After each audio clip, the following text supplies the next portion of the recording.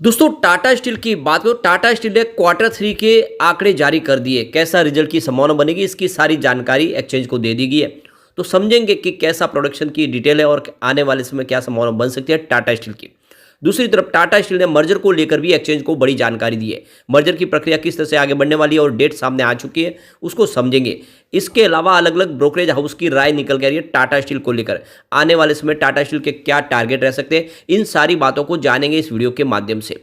लेकिन फ्रेंड, उससे पहले अगर आप पहली बार हमारे चैनल पे आए तो चैनल को सब्सक्राइब कर दीजिए, एक बेल आइकॉन दबा दीजिए ताकि जब भी नया वीडियो बने पहला नोटिफिकेशन आपको मिले। वीडियो पसंद आए तो लाइक शेयर जरूर कीजिए। चलो फ्रेंड्स, वीडियो स्टार्ट करते हैं। मैं हूँ आपका दोस्त SP दवे और हमारे अपने चैनल ऑनलाइन कमाई में आपका बहुत बहुत स्वागत है।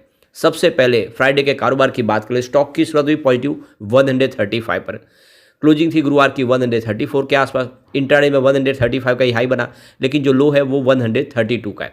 अंत में क्लोजिंग 133 के आसपास रही, जहाँ पे 0.41% की गिरावट थी। स्टील सेक्टर में थोड़ा सा दबाव था, इसका असर यहाँ पर भी देखने को मिला। इसकी परफॉर्मेंस देखें तो 1 जनवरी को स्टॉक 139 के आसपास, जहाँ पे 0.2% की तेजी बनी। 2 जनवरी की बात करें, क्लोजिंग 139 के आसपास रही, जहाँ पे 0.2% की गिरावट हुई। और 3 जनवरी को स्टॉक आ गया 135 के आसपास, जहाँ पे 3% की बड़ी गिरावट हुई। और 4 जनवरी की बात करें तो स्टॉक 134 के आसपास, जहाँ पे 0.8% की गिरावट हुई। और 5 जनवरी को स्टॉक 133 के आसपास, जहाँ पे 0.4% की गिरावट हुई। तो पिछले तो बड़ी तेजी बनी, इसके बाद में कुछ दबाव देखने को मिल रहा है। तो यहाँ पे मर्जर को लेकर बड़ी अपडेट निकल के आ रही है। टाटा स्टील ने मर्जर के लिए शेयर होल्डर की मीटिंग बुलाने के यहाँ पे डेट डिक्लेयर कर दी है। तो NCLT के फैसले के तहत यहाँ पे मर्जर पूरा होने जा रहा है। और आप देख दो कि इसके लिए जो शेयर होल्डर की तरफ से जो ट्रांसफर कंपनी है उनकी और यहाँ पे मीटिंग होने जा रही है। फ्राइडे की होगी 9 फरवरी 2024 को, जिसमें इस पूरी मर्जर प्रक्रिया को अप्रूवल लिया जाएगा शेयर होल्डर के माध्यम से।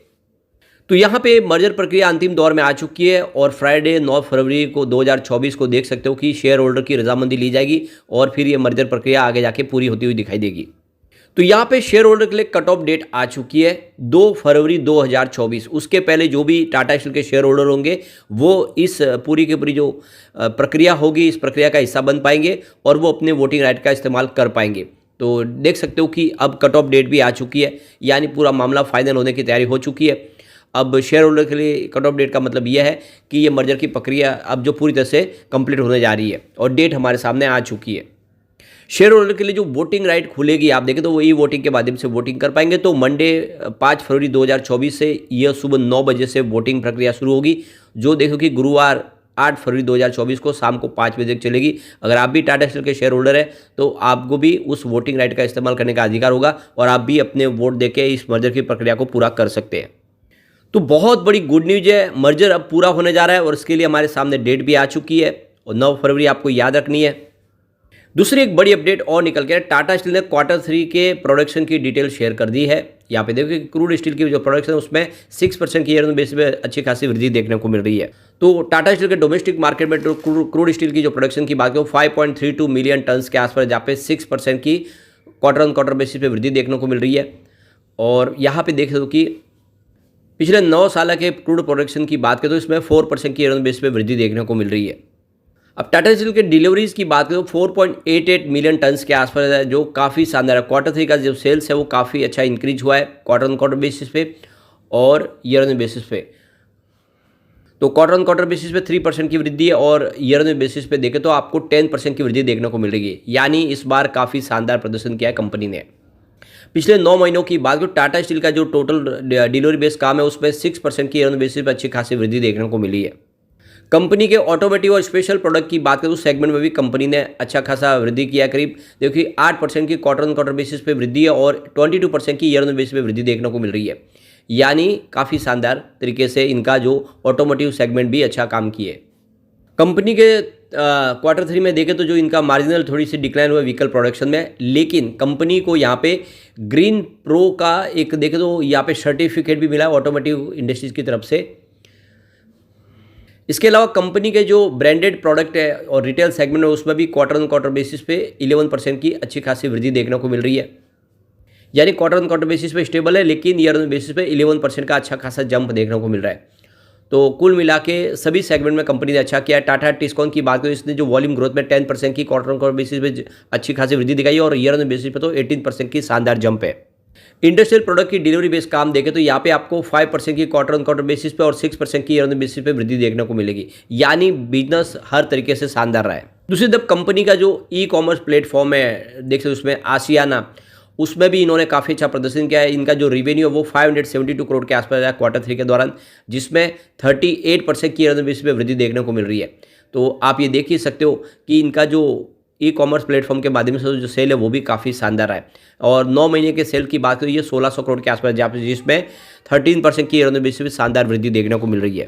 दूसरी तरफ कंपनी के नीदरलैंड प्लांट की बात करें, जो लिक्विड स्टील प्रोडक्शन की बात करें, वो 1.17 मिलियन टन्स के आसपास रहा है और डिलीवरी बेस 1.29 मिलियन टन्स के आसपास का काम हुआ है, जिसमें 5% की क्वार्टर ऑन क्वार्टर बेसिस पे वृद्धि देखने को मिल रही है। लेकिन ईयर ऑन बेसिस पे जो डिलीवरी है वो कम हुई है। यहाँ पे देखिए उसके पीछे वजह की इनका जो ब्लास्ट फर्नेस का कामकाज रुका था, उस वजह से यहाँ पे कुछ कमी देखने को मिल रही है। दूसरी तरफ टाटा स्टील का जो यूके का जो लिक्विड स्टील प्रोडक्शन है, उसमें 0.73% मिलियन टन्स का टोटल यहाँ पे इनका प्रोडक्शन हुआ है, जिसमें आप देखें तो मार्जिनली थोड़ा सा क्वार्टर क्वार्टर बेसिस पे लो देखने को मिलेगा। इसके पीछे जो ऑपरेशनल इशू थी, पिछले दिनों प्रोडक्शन बंद था, आप देखें तो अब वो नए सिरे से कामकाज शुरू करने जा रही है। डिलीवरी बेस काम 0.63 मिलियन टन्स के आसपास जा, और यह भी क्वार्टर क्वार्टर बेसिस पे आपको लो दिखाई देगा। तो कुल मिला के डोमेस्टिक मार्केट में ठीक ठाक है, लेकिन इंडिया के बाजार में कमाल किया, जिससे कह सकते हैं कि इस बार कंपनी अच्छा रिजल्ट दे सकते हैं और कंपनी हो सकता है कि फिर से प्रॉफिट में भी आ जाए इस बार। दूसरी तरफ मार्केट एक्सपर्ट देखें तो टाटा स्टील को लेकर इस समय बुलिश है। उनका कहना है कि 52 के फ्रेश वीक हाई को ले इसने लो को हाई को टच किया है। मार्केट एक्सपर्ट मानते हैं कि कमोडिटी प्राइस में जिस तरह से बढ़ोतरी और इसका टाटा स्टील को आगे जाके फायदा देखने को मिले और टाटा स्टील आगे भी तेजी दिखा सकता है। तो रेलिगेयर ब्रोकिंग के SVP technical research Ajit Mishra ने टाटा स्टील स्टॉक पर टिप्पणी करते हुए कहा कि अगले 1 से 2 महीनों में स्टॉक के आप स्टॉक को होल्ड कर सकते हैं, इसको खरीदारी कर सकते हैं और इसका जो टारगेट है 175 देखने को मिल सकता है। स्टॉप लॉस आपको 125 का लगाना है, तो 125 के स्टॉप लॉस के साथ आपको उसको बने रहना है। 175 का टारगेट देखने को मिल सकता है।